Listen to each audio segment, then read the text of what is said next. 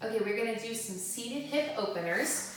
So come into this position with one leg externally rotated, one leg internally rotated, and make sure your heel's not tucked all the way against your butt. So you're having your knees a little bit open.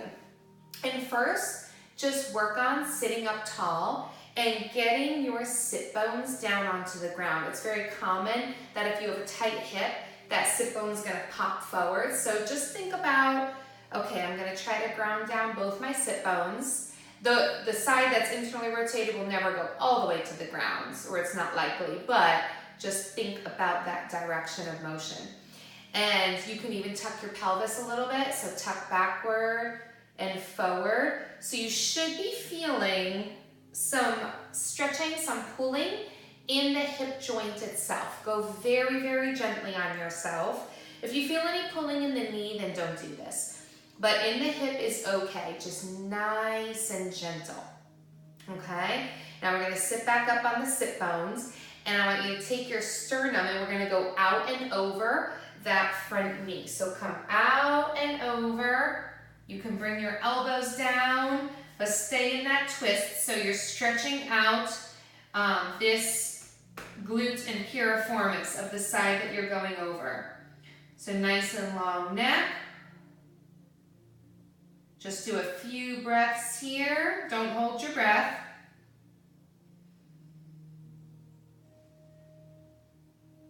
Good.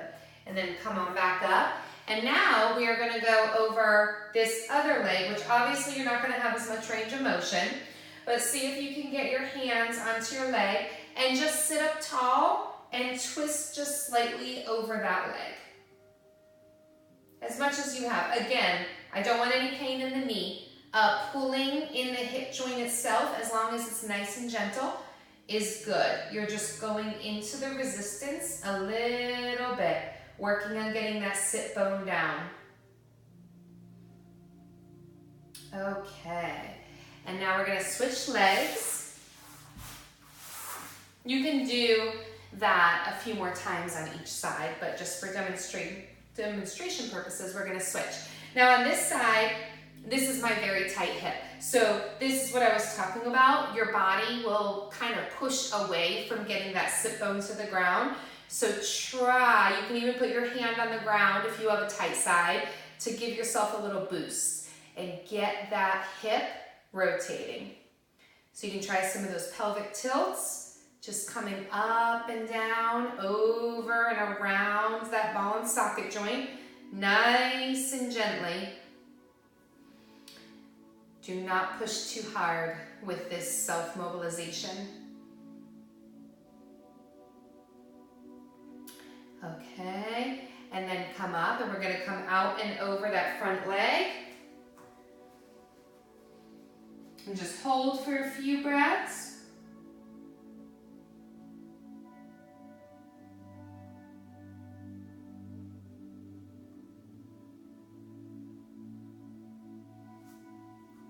Okay, and now we're gonna come out and over this leg, which again, you can tell on me is very tight. So nice and gentle, just sitting up tall, trying to rotate that hip.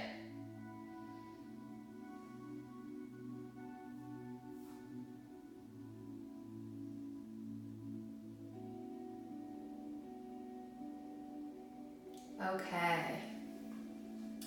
And now, come on back to the front and stack your tibias on top of each other. Feet are flexed, and then just lean forward over your legs and breathe. You can go down as low as is comfortable for you. You'll be feeling more of a glute stretch on that top leg.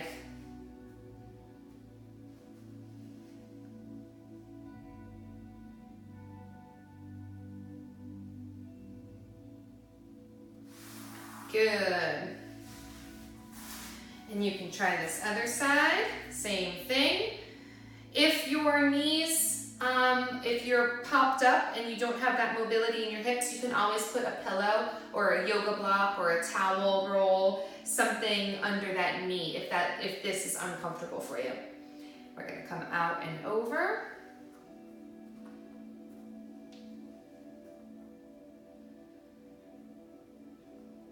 Again, trying to reach with your sternum out. Don't just round down. Try to keep your back relatively straight and you're hinging at the hips.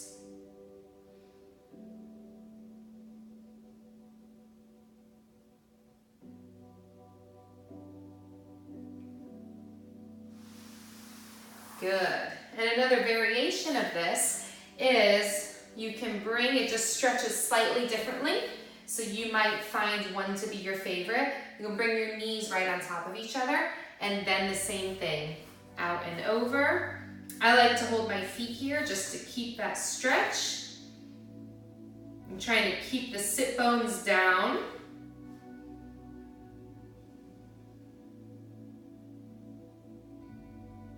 Good. And yep. Get that stretch on.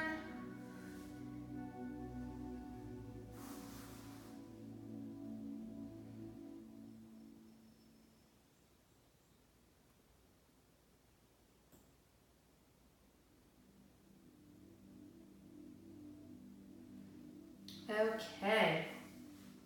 And now that you loosened up a little bit, we want to use those rotator muscles, right? Because true mobility is flexibility plus stability. So we're going to use those deep hip rotators. You're going to kind of walk around the floor doing this, and that's okay. So I'm going to start a little bit turned, but sit up nice and tall and see if you can switch your leg direction without rounding your back and without using your hands. So you're just going to use your muscles, come up, stay up nice and tall, through the middle, and rotate back down. And up, stay up on those sit bones, up, up, up, up, up, up, up, up, up, and rotate back down. You may need to widen your feet a little bit, you'll kind of feel it as you go. And up, so my feet are nice and wide. Over the sit bones and back down. One more time, up. Make sure you're breathing. Over the sit bones and back down. Okay, and the other thing that I want to show you is just come down onto your back. Okay, so you probably have seen this stretch, this figure four stretch of bringing it up, crossing ankle over knee, bringing up and in. That also gets that glute and piriformis, which we were just working in sitting. But what I like to add on to this is coming back down. Now I want you to get this sole of your foot, you're gonna rotate your hips and get it on the floor and hold on to it. So you're gonna bring that down to the floor, nice and flat, knee is up, and then open up this arm. So you're getting this version of a twist in your lumbar spine, but because of the orientation of the leg, it's just a little bit different. And trying to bring your ribs, the back of your ribs, down to the ground. So you don't want to be popped up and stretching. We're trying to open that up. So the knee is pushing that way, ribs are pushing this way, and we're here. You should feel the stretching through this area.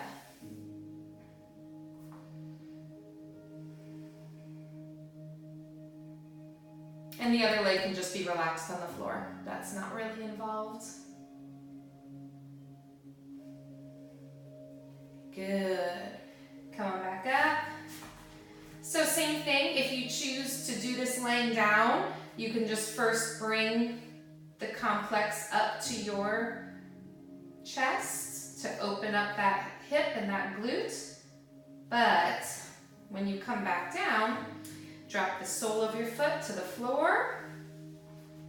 Good. Now ground, bring those ribs down. Don't let them pop, those lower ribs, and reach out to the side. Keep that knee pushing that way and open. Don't let it collapse in.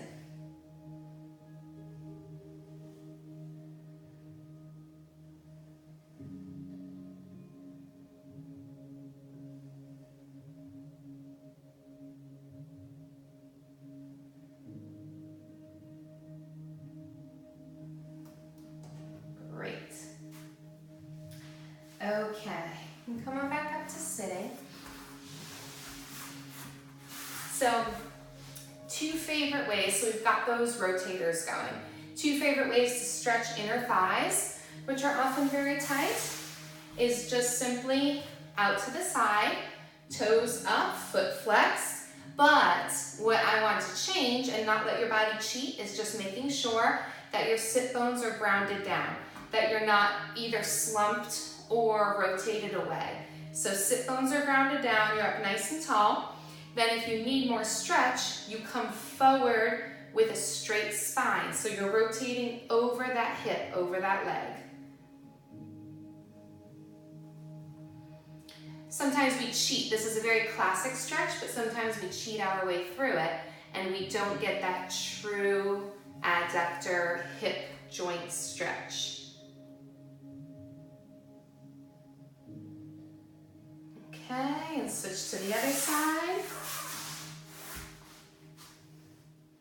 Foot up, and then hands on the floor, and lean forward. And of course, if you are more flexible than I feel a good stretch in there when I'm following all the true parts of the position.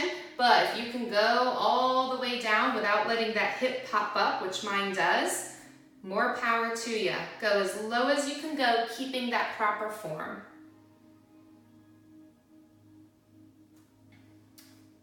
Okay, I'm going to show you one more from this floor position that I love for that adductor. So if you come onto your hands and knees, and if you have been a client of mine, you know all the hallmarks of this position.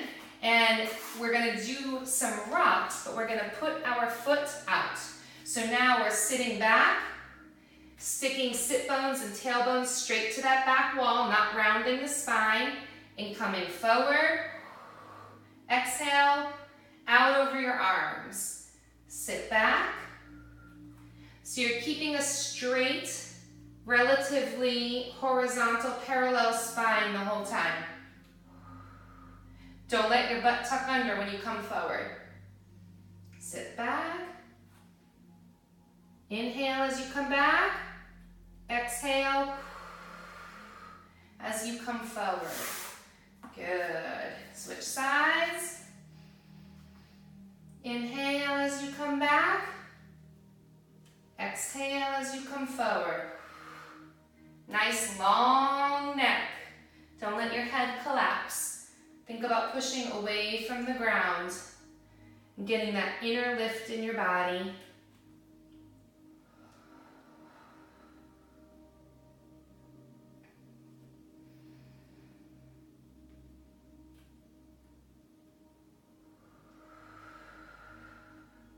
Good, I think one more.